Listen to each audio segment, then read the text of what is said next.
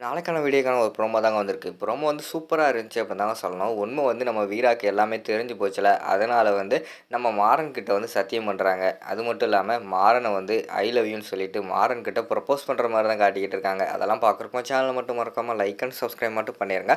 First எடுத்த உடனேமே வந்து வள்ளி வந்து சொல்லிக்கிட்டு இருக்காங்கல்ல, உண்மையாவே வந்து ஆக்சிடென்ட் பண்ணது ராகவன் தான். மாறன் வந்து நல்லவன், அவன் கிடையாது அப்படிங்கிற மாரி சொல்லிக்கிட்டு இருக்காங்கல்ல. அத கேட்ட உடனே வீராக்கு வந்து பயங்கரமான ஷாக் ஆயிருது.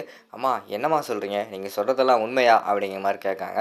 ஆமாம் வீரா, இதுதான் உண்மை. இதை வெளியிலே சொல்ல முடியாமல் உள்ளேயும் வைக்க முடியாமல் நான் தவிச்சுக்கிட்டு இருந்தேன் அப்படிங்கிற மாதிரி சொல்கிறாங்க. ஏம்மா தவிச்சுக்கிட்டு இருந்தீங்க, என்கிட்ட சொல்லியிருக்க வேண்டியதானே முன்னாடியே. வந்து நான் எத்தனை டைம் வந்து உங்ககிட்ட சொல்லிக்கிட்டு இருக்கேன், நீங்களாவது என்கிட்ட சொல்லியிருக்கலாம்ல அப்படின்னு சொல்லிட்டு வீரா வந்து சொல்லிக்கிட்டு இருக்காங்க. நானும் சொல்லணும் தாம்மா நினைப்பேன், ஆனால் என்ன பண்ணுறது, சொல்ல முடியாத அளவுக்கு என் வாயை வந்து மாறன் வந்து கட்டி போட்டுட்டான் அப்படிங்கிற மாதிரி சொல்கிறாங்க.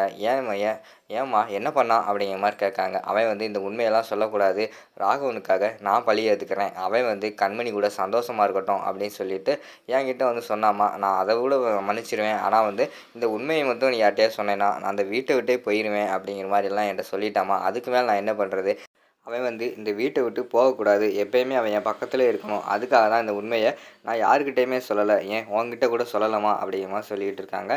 ஏமா அந்த மாறன் வந்து இப்படி இருக்கான் அப்படிங்கிற மாதிரி வந்து வீரா வந்து கேட்காங்க. அவன் சின்ன வயசுலேருந்தே அப்படிதாம்மா, அவங்க அண்ணன் யார் என்ன தப்பு செஞ்சாலும் அதை வந்து நான் தான் பண்ணுவேன் அப்படின்னு சொல்லிட்டு அவங்க அப்பா கிட்ட போய் நின்றுவான். அதனாலேயே வந்து அவருக்கு சின்ன வயசுலேருந்து அவனை பிடிக்காம போயிடுச்சுமா அப்படிங்கிற மாதிரி சொல்லிக்கிட்டு இருக்காங்க. இப்போவாவது என்கிட்ட உண்மையை சொன்னீங்களே அப்படிங்கிற மாதிரி சொல்லிட்டு வீரா வந்து சொல்கிறாங்க. என்னம்மா பண்ணுறது, நானும் வந்து எப்போயோ உன்கிட்ட சொல்லலாம் தான் இருந்தேன், என்ன பண்ணுறது, என் வாயை கட்டி போட்டதுனால சொல்ல முடியாமல் போச்சு, இப்போ உன்கிட்ட சொன்னதுனால எனக்கு சந்தோஷம்தான், நீ வந்து மாறன் கூட சேர்ந்து வாழ்வ. ஆனால் வந்து இந்த உண்மை வெளியில் தெரிஞ்சுச்சுன்னா ராகவன் வந்து வீட்டை விட்டு போயிட்டான்னா பிறகு அங்கே கண்மணியும் அவங்க 2 பேர்த்தையும் சேர்த்து வைக்க முடியாது, அது வேறு எனக்கு வந்து ரொம்ப கஷ்டமாக இருக்குது அப்படிங்கிற மாதிரி சொல்லிக்கிட்டு இருக்காங்க. வீணா வந்து அந்த இடத்துல சொல்கிறாங்க, நீங்கள் ஒன்றும் கவலைப்படாதீங்கம்மா, இந்த உண்மை எனக்கு தெரிஞ்சில்ல, நான் வந்து கண்டிப்பாக வந்து வேறு யாருக்கிட்டேயுமே சொல்ல மாட்டேன், நான் எப்படி டீல் பண்ணுமோ அப்படி இந்த விஷயத்தை டீல் பண்ணிக்கிறேன் அப்படிங்கிற மாதிரி சொல்லிவிட்டு அந்த இடத்துல இருந்து வீரா வந்து போகிற மாதிரி தான் காட்டுறாங்க. பார்த்தா நைட்டு வந்து நம்ம மாறன் வந்து பெட்டில் படுத்து தூங்கிடுறாங்க. மாறனுக்கு பக்கத்தில் போய் அந்த இடத்துல வந்து வீரா வந்து உட்காந்துருக்காங்க. மாறன் வந்து வீராக்காக எவ்வளவோ பண்ணியிருக்காங்களே, டைவர்ஸ் கொடுக்குற அளவுக்கு கூட வந்திருக்காங்களே, அதெல்லாம் நினச்சி அந்த இடத்துல கண்ணீர் விட்டு அழுக ஆரம்பிச்சிடுறாங்க வீரா. மாறன் வந்து தூங்கிட்டு இருக்காங்க. அந்த நேரத்தில் வீரா வந்து பேச ஆரம்பிக்காங்க. மாறா, என்னை மன்னிச்சிரு, உன்னை ரொம்ப கஷ்டப்படுத்திக்கிட்டேன், உண்மை எதுவும் தெரியாமல் உன் மேலே காதல் இருந்தும் உன்னை வந்து ஏற்றுக்கிறாமல் இருந்தேன், இப்போ வந்து உன்னை ரொம்ப பிடிச்சிருக்கு, உன்னை விரும்புகிறேன் அப்படிங்கிற மாதிரி சொல்லிக்கிட்டு இருக்காங்க.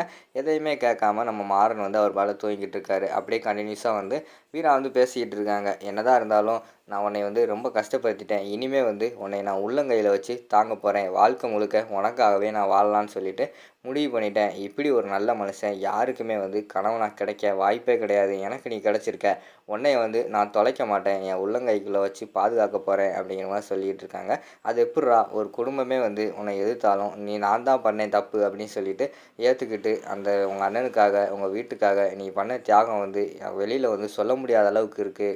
இப்போ கூட நீ வந்து என் மேலே கோவப்பட்ட மாதிரி நடிச்சுக்கிட்டு தான் இருக்க, எனக்கு நல்லாவே தெரியும் நீ வந்து நடிக்கிற. ஏன்னா வந்து நீ வந்து அங்கே ஜெயிலுக்குள்ளே போன பிறகு நான் வந்து வெளியில் இருந்து ரொம்ப கஷ்டப்படுவேன்னு சொல்லிட்டு அதனால தான் வெளியில் இருக்கும்போதே என் மேலே எவ்வளோ வந்து வெறுப்பை உண்டாக்க முடியுமோ அந்தளவுக்கு உண்டாக்கிட்டு எனக்கு வந்து டைவர்ஸ் கொடுத்துட்டு நீ போயிடலான்னு பார்த்துக்கிட்டு இருக்க. என்னடா இவ்வளோ நல்லவனாக இருக்க, உன் இடத்துல இருந்தால் நான் கூட இந்த மாதிரி பண்ணுவேனா என்னன்னு எனக்கு தெரியாது, அந்தளவுக்கு நீ நல்லவன்டா அப்படிங்கிற மாதிரி சொல்லிவிட்டு அந்த இடத்துல இருந்து கண்ணீர் வடிச்சுக்கிட்டே பெட்லேருந்து எந்திரிச்சு நிற்காங்க. எந்திரிச்சு நின்றுட்டு மாறனை பார்த்து அழுதுகிட்டு, ஐ லவ் யூ மாறா, நான் வந்து உன்னை ரொம்ப காதலிக்கிறேன், நான் திருப்பி திருப்பி சொல்கிறேன் ஐ லவ் யூ அப்படிங்கிற மாதிரி சொல்லிவிட்டு அந்த இடத்துல இருந்து கண்ணீர் வடிச்சுக்கிட்டே வந்து நம்ம வீரா போகிற மாதிரி காட்டுறாங்க. அதோட பார்த்துக்கிட்டிங்கன்னா அந்த ப்ரோமோ வந்து முடிச்சிடுறாங்க.